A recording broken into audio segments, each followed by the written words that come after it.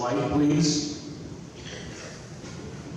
I recognize some of you who were here last Saturday night for the movie, and the young lady who just put that presentation together, put the movie together last week, and I think Zoe, stand up.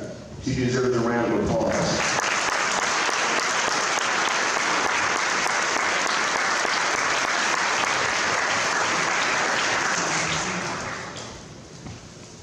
Well, the reason we're all here today is because of an amazing script that Angelo Pizzo wrote more than 35 years ago. It took a while to get the movie done. But as I announce these folks, we're going to ask you to come up and have a seat. Ladies and gentlemen, let's welcome writer, producer, Angelo Pizzo.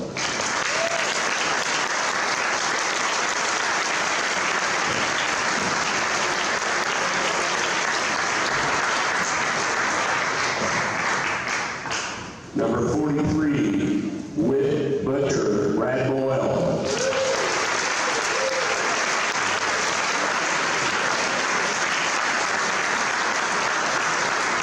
Number 25, Ray Butcher, Steve Holler. That's Dr. Steve Holler.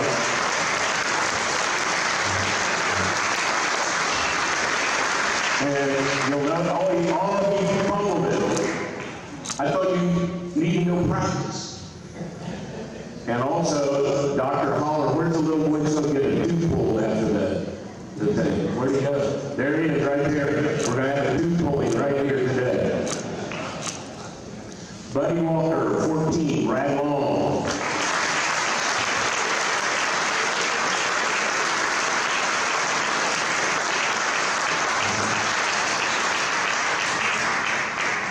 Jimmy Chitwood, number 15, Maris Salinas.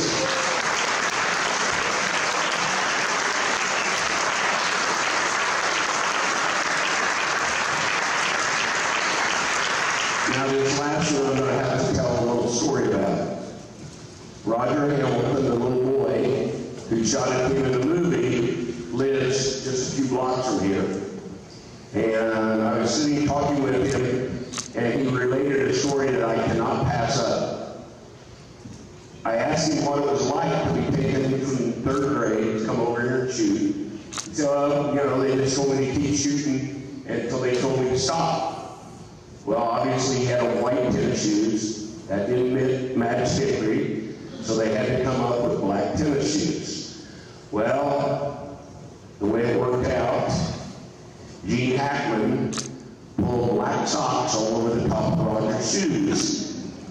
So I asked Roger what you remember most about that day. Lex Luthor put socks over his shoes.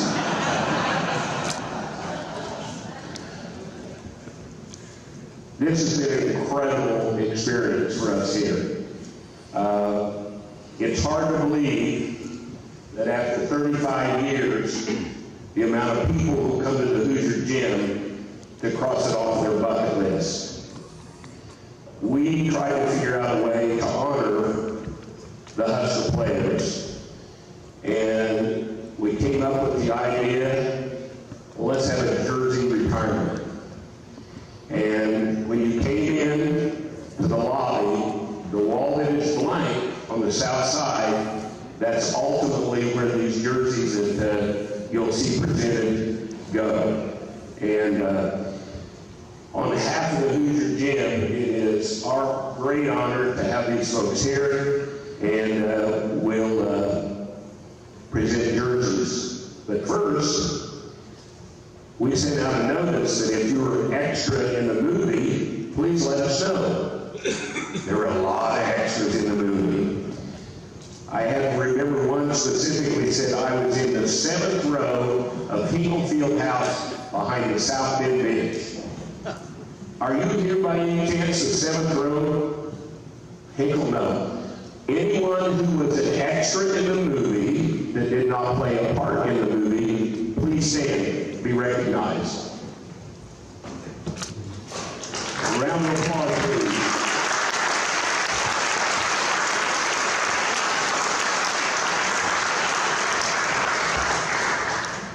Now we also have today players from opposing teams, we have referees, and we have coaches who are also in the movie and would like for you guys to see it as well.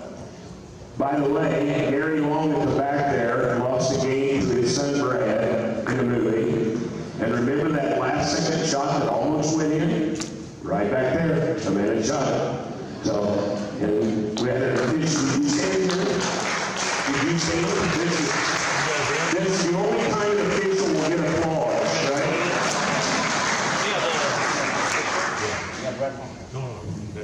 Let us begin.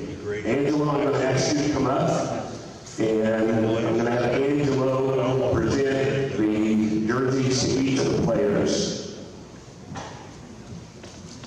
You ready? First of all, Brad Boyle.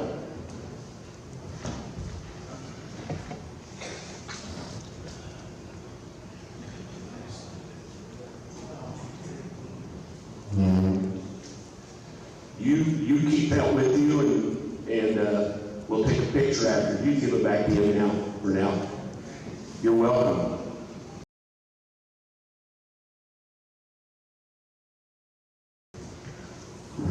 Ray Butcher, number 25, Dr. Steve Holler.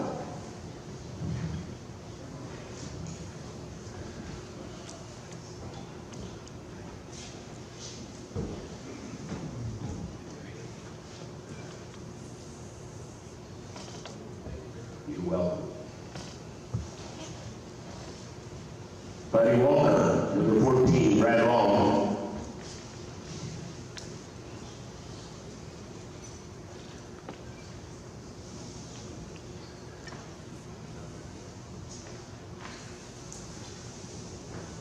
Jimmy Chitwood, number 15, Paris Valadas.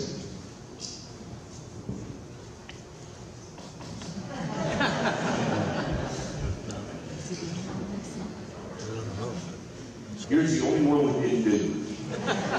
Because we kept waiting for the shot not to go in, right?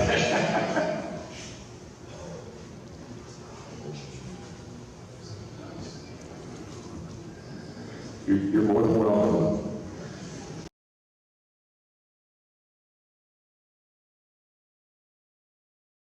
David Neidorf lives in California and could not be here.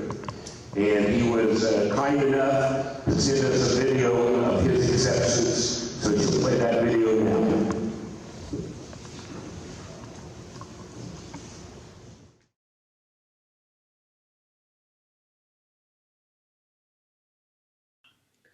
Hi, my name is David Neidorf. I played Everett in the movie, Dennis Hopper's son. I want to thank Bob Garner and everybody at the gym for including me. I'm very sorry I couldn't make it back, but I've got a lot of work this month and it just wasn't possible. I always feel like an adopted son of Indiana. The people have embraced the movie, embraced me as being part of it, and the friendships that I made on that movie endure to this day. So I want to congratulate everybody and say thank you very much, and I hope you have a great night. Bye. I will say this for David. He apologized for not being able to be here. He wanted to be here. He remembered being here for the 30th, and he sends his best regards to all of the fellow players and to everyone who's in attendance. He wished he could have been here, but it was very gracious video. Now, lights, please.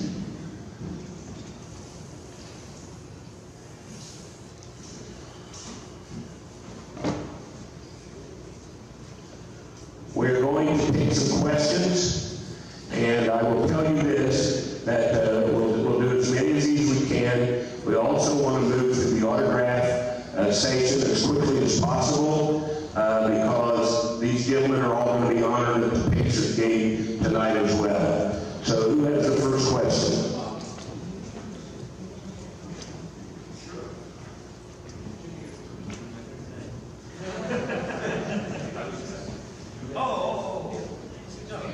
No, yeah, I mean, I just want to say, it's a great honor. We always love coming out here and helping the Hoosier Gym, and I really don't have a whole lot to say, but because I never have. But it's great to be here. So thank you for having us. Yeah, I agree with everything Mara said. It's just an honor to be here. We're humbled by this. You know, you think about 35 years later, you know, how this movie has stood the test of time. I think ESPN keeps helping us out, and, you know, when March Madness rolls around and show the film. But I've said for years, you know, David and Angelo is the reason this is a success, and then you sprinkle in the fact that it's a true story, and it's in basketball in Indiana, and we're just humbled by that. And I can't believe it's in 35 years, or it seems like we were just shooting out here. So thank you all for coming out. It's really an honor to be here. Thank you for showing the interest in the film all these years later. Appreciate it. Well, thank you. I'll stand just to stretch my leg, but it's good to be in Knightstown again. I missed the last time around, so I'm very honored to be here. A lot of Knightstown connections. A lot of you folks are the reason, and Angelo and David would tell us both, really the extras and the fiber of Indiana is really what made this movie the movie. There are a lot of small towns. As I drove down from Warsaw today, I was reflecting a lot, and it's a neat time of year in Indiana. It's hard not to get the juices flowing when you see the harvest happening, and to me, the leaves falling. To me, that means basketball time, and that gets me fired up. That means it's getting cold weather. We're putting some jackets on, but it's time to get into some gyms and watch some ball games or play some basketball. So it's pretty exciting. We love getting together, all of us. It's a real joy for us, so thanks for fulfilling that for us, because no offense, but the best hour spent is the hour catching up with these guys. We've spent 35 years together. We've been drawn together in a funny kind of way. I mean, this is my brother sitting beside me, and you know, brother in the movie, but he's a brother in life too. So it's a funny fiber that draws us together. The fact that you all would spend a Saturday with us, we're very, very honored. Never had a jersey retired, probably wasn't worthy of that, so this is a pretty big deal for us. Thanks for being here, thanks for having us.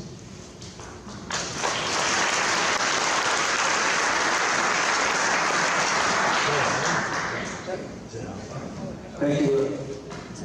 I agree with everything they said, and it is an honor to be here, so I appreciate it. Thank you.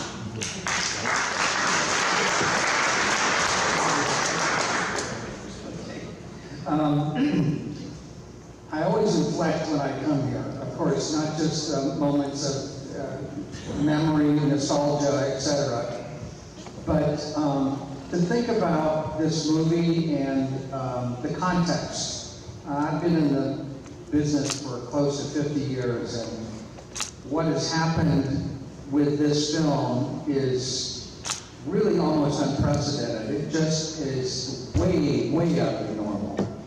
I recall it's way out of the normal in the way it's sustained in our popular culture today. And it reminded me of talking to Congress. There wasn't much of a conversation. On the last day we were shooting at Hinkle Fieldhouse, that was our last day for the entire production. So after Jimmy hit his shot and there was celebration, etc., we did some pickups and close-up of our main actors, and we ended up wrapping Gene Hackman. It was his last shot, his last time on the set, and he was about ready to head out the door, and we were notified by a production assistant he was leaving, and so we ran over there and we thanked him, and he, you know, I don't know how many people here know, Gene was not the easiest guy in the world to work with.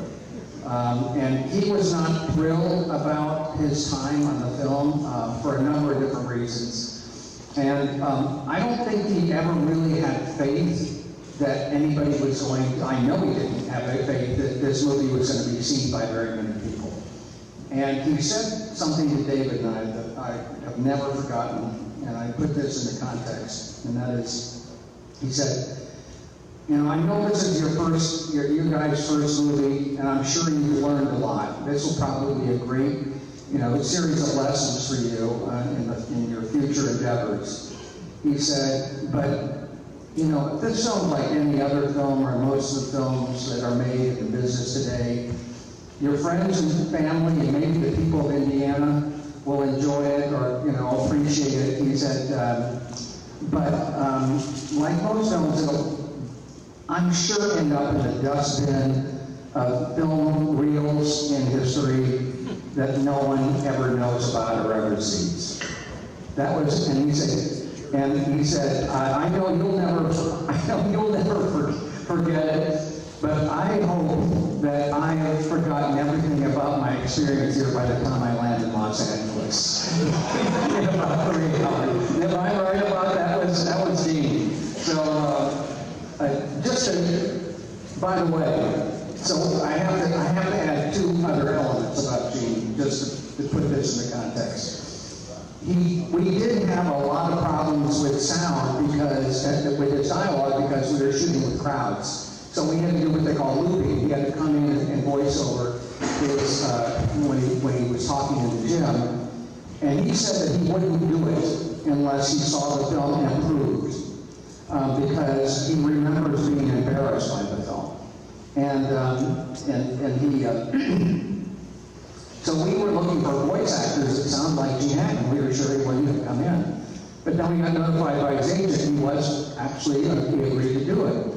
I'll never forget, David and I were really nervous because our time with him was not great. He walks in, he doesn't say a word, he walks over and he shakes both of our hands and he says, I don't know how the hell you did it, but you kind of pulled it off. And then, this is the final grace note.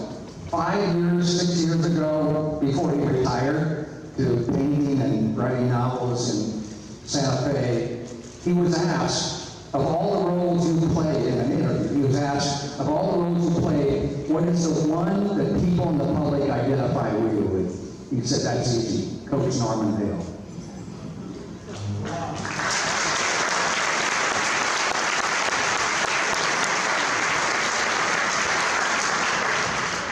I don't know if anyone recognizes our late arrival or not. Did you move into a different time zone? Family emergency. Everyone, Ollie, wait safe.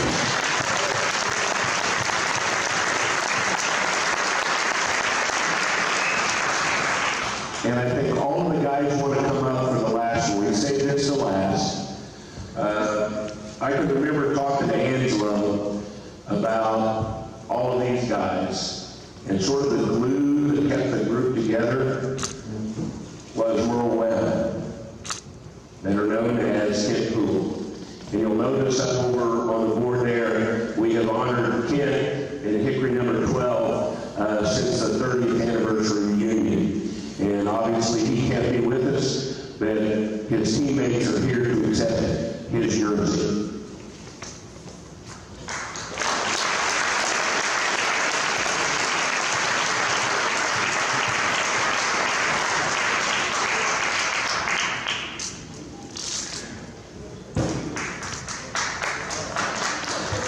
Get around here, guys.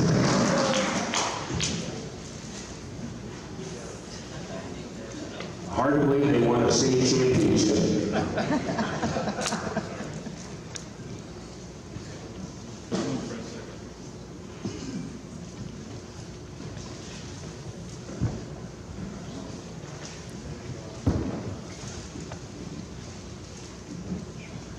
Okay, we'll take a few questions. Who has a question, okay?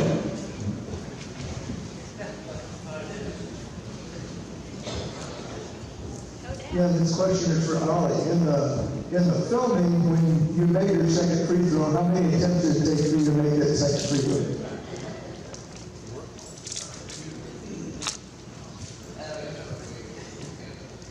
It really wasn't that difficult. I don't know why I put you on the hand, but there were so many, they had to take it from so many angles. And, I really couldn't tell you how many times it took me to hit. I think it's all camera work, to tell you the truth. So,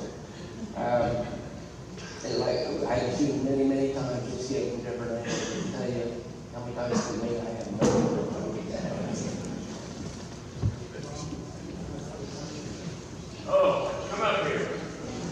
Come on. This is our dental patient. He's gonna lose a tooth today at the Hoosier Gym. What's your question?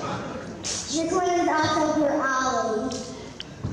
Ollie gets all the questions? Okay, what's your question? Was it hard for Ollie to shoot? Was it hard for him to be a bad shooter? That is good. If you ask all my coaches or anything, they probably say, no, I didn't take my back. But, growing up and being in Indiana, everybody played basketball, and I went to different basketball camps and did this and that, and played on my high school team, and worked to be the best I could be, and to make it look ugly was very difficult. Which is why we did shoot down here pretty good, because it would look too unreal if I went up there and faked it. And so it was kind of, I want to say it was good, but it was kind of difficult to make it look that bad. He's being modest. He was a very good player. Yes, this is a question for all of you guys. If they were going to make a reboot of Hoosiers, who would you want to play your part? Me. If they were going to reboot Hoosiers, who would each one of these gentlemen ask to play them? I'm afraid to hand the lights out. I would say Gary Long, my dad, who's sitting back there.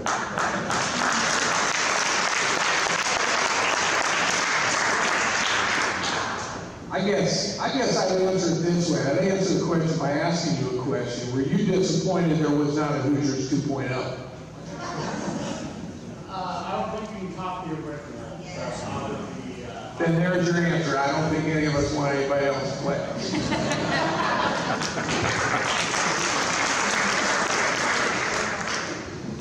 For Buddy, what did you say at the beginning of practice to get kicked off the team?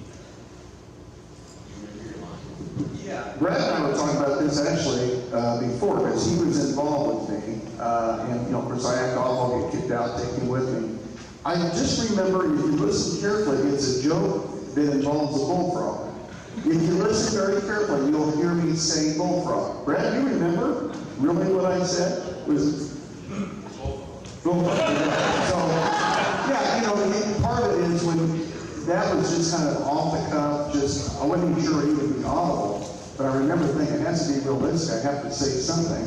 And I think we were just making up a joke about bullfrog. So, wish I could give you something better.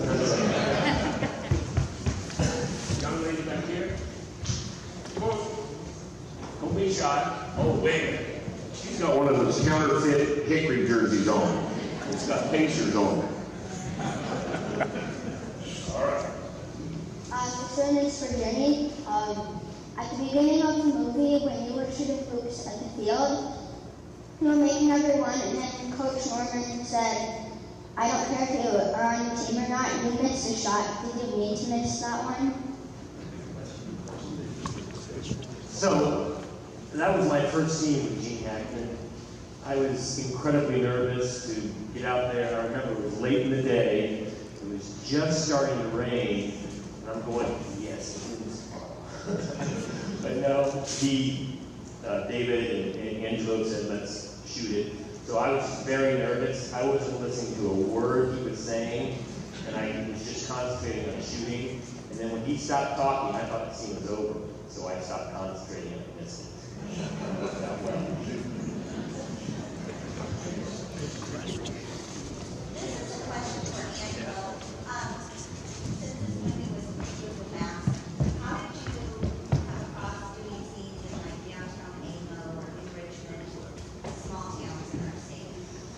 So we had a location manager, someone whose job it was to hunt down what we wanted, what we needed.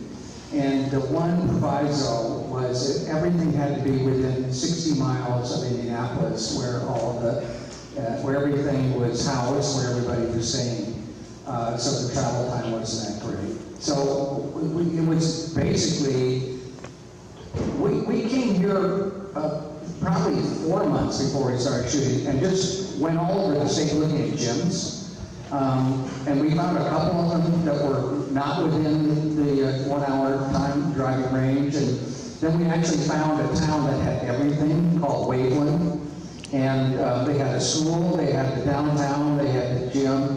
And they were in the process, they just raised a bond to tear down the gym and the school and build a new one. And we asked for them to delay it. They went before the city board and they turned us down. So we had to find, and we put together a composite.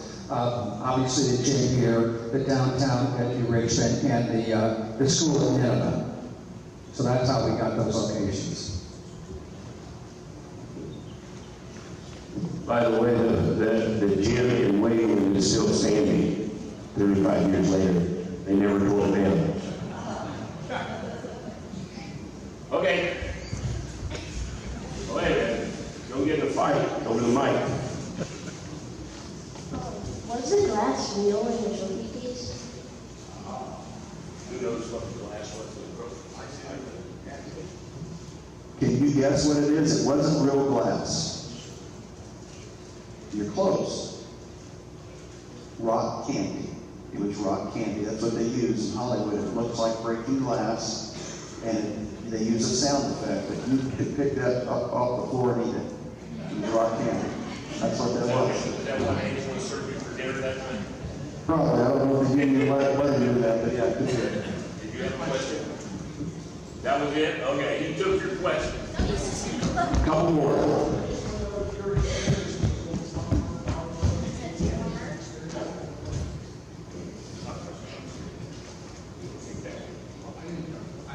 Experiences with Dennis, Barbara. I mean, for me, I think we discussed this a while ago. Gene Hackman was fantastic to all of us. He invited us into his trailer, we played cards. From what a Hoosier basketball player was, but Hackman was involved, I think Morris had said it, he was involved, we had acting lessons. Can you imagine what this would have gone for today at a silent auction? 2 or 3 days at the Ramada Inn, hold up, just us 8 guys with Gene Hackman, and he gave us acting lessons for a few days. Can you imagine what that would go for, the value of that? That's one thing I really take away. I really appreciated Mr. Hackman for that, and them having the foresight that we need a little bit of coaching that way. And the other thing I remember, 2 other stories I remember is we sat around, you guys remember this, we sat around, we didn't, here we are in the 80s, we didn't know what the 50s basketball style was. All we knew is they would yell at us all the time. We couldn't dribble between our legs behind our back. That was tough for me as a point guard. But the way we learned it is we sat in a room with Hackman and Hopper and the directors and so forth, and all of us guys, and we watched 50s film. Specifically, we watched from start to finish the Milan game. And a lot of people asked me over the years how I developed the 1 foot shot. Well, I just watched. I watched the 50s film, and a lot of the guys would shoot 2-hand set shot. And we come out to the gym, and I tried that, and I was miserable with that. Because, we all shot jump shots. We all dribbled between the legs and our backs. All of a sudden, we had to play a different style of basketball. The only exception was Jimmy. And, of course, Jimmy had a legit jump shot. Ken Poole had a jump shot, too. Long had a really nasty shot. It went in, but his shot was nasty in real life. But I think all of us in our own, Brad was a good post player and good inside all around as well. Wade didn't have to act too much. But now he wants to talk.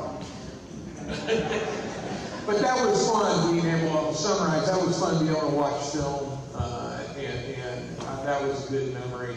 And then I would say Hopper was more like one of the boys. He literally was like the 9th player on the team. He was horrible at basketball, horrible. But he liked hanging out, telling jokes, and that guy was funny on funny. Hopper was funny on funny. So those are my recollections.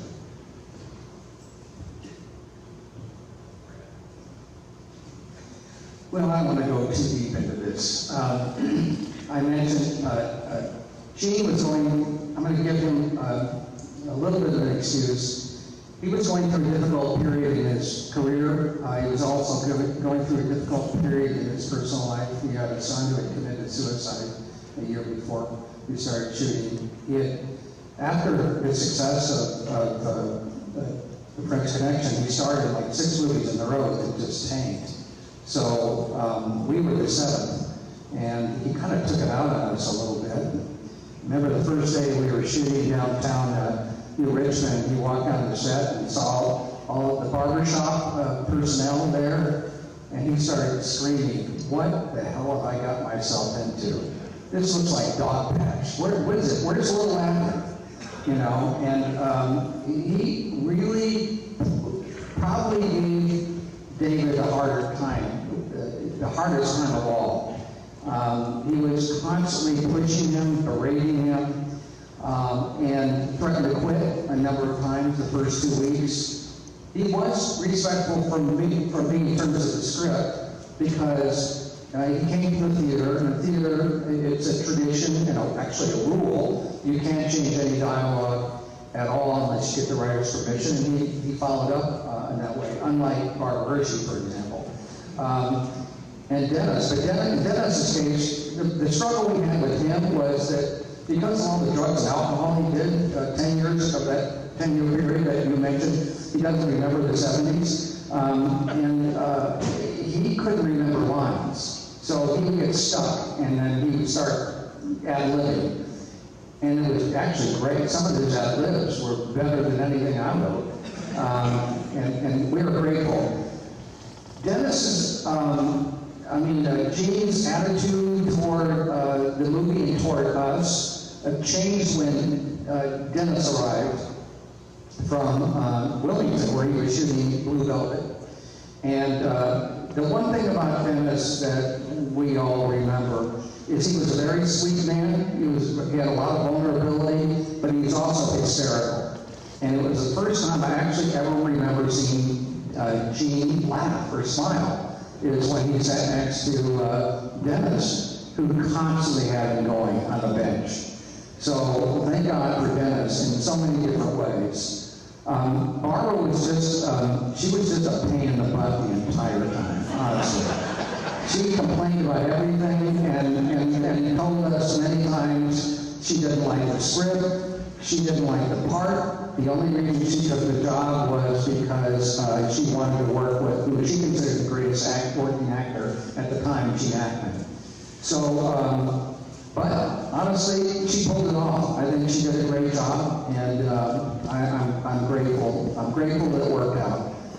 Just one little last grace note, and again, this is something that I found out in context, and David and I found out in context, and he was talking to Al Pacino, of all people, and Al brought up, David had this conversation with him, and he said, so how was it to work with Hackman? I worked with him on this movie called Scarecrow, and then he mentioned a couple, then I worked with him in a couple other movies.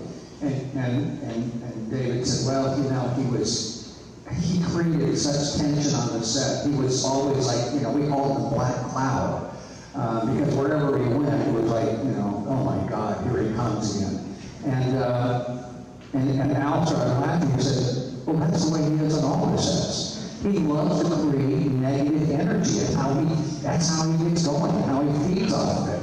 So it didn't make us feel better, but it gave us a different perspective on it.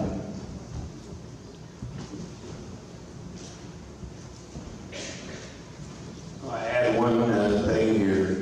What has happened with this 35th anniversary, we had planned a full year celebration. 100th anniversary of the gym. Gym was built in 1921. We planned a full year of celebrating the 35th anniversary of the movie. Then COVID hit. Not only did we lose all of our celebration, we lost 72 basketball games here, which are the lifeblood of where you are. But I think what's really important today, in honoring them, you realize that in the last 2 weeks, the Hoosier Gym and our celebrations have been mentioned in articles written in at least 60 newspapers we're aware of. Angelo was on a national radio broadcast, so it was supposed to be 5 minutes, it ended up being 30. And of all things, I was on the radio in Hutchinson, Kansas, wherever Hutchinson, Kansas is. I think they had a national junior college basketball tournament there. But anyway, that is the importance of what these guys have done. And I'm going to ask all of them to stand, and let's give them the respect they deserve 35 years